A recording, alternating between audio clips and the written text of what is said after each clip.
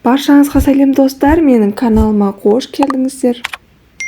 Бүгін сіздерге таңғы асқа жылдам дайын болатын әрі дәмді американдық панкейктерді жасалу жолын ұсынамын.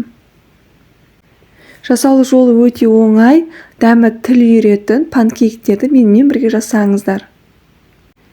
Видеоны соңына дейін қараңыздар. Достар, менің каналыма тіркелмеген болсаңыздар, тіркеліп қойыңыздар. Алда бұйырса тағы да көптеген рецепттер салатын боламын. Бізге керекті заттар ұн, сүт, ерітілген сары май, қопсытқыш, жұмыртқа және қант. Барлығының грамдарын видеоның астына описанияға жазып қойдым. Ең алдымен ыдысқа жұмыртқаны саламыз. Қантты саламыз. Екеуін жақсылап араластырамыз. Достар, менің каналымда басқа да рецепттердің жасалу жолы бар.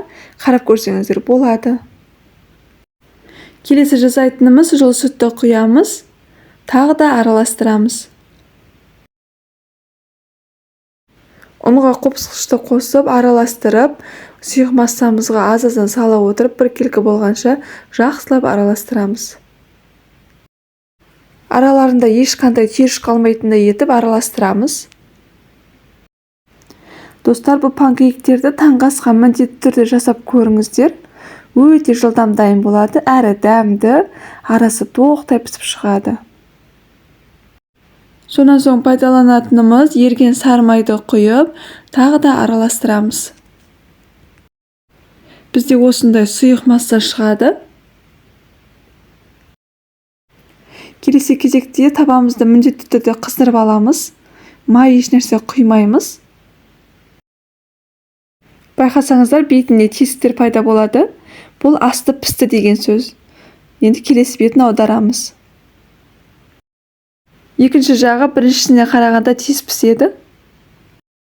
Астындағы оты орташа болу керек, өте жай, немесе өте қатты болмау керек. Панкейктердің бетінде осындай тесіктер пайда болса, демек келесі бетін аудару керек деген сөз. Массамызды құярда араластырып отырамыз. Барлығын осылай пісіріп шығамыз. Мінекей достар, панкейктер дайын, жылдам дайындалады, әрі дәмді, ортасы толықтай піседі. Сіздер де отбасыларыңызға жасап беріңіздер, ұнайтынына сенімдімін. Осы видео ұнаса достар, менің каналыма тіркелмеген болсаңыздар, тіркеліп, лайк басып кетуді ұмытпаңыздар.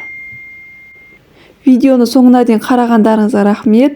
Ас болсын. Сіздермен болған Ақшолпан.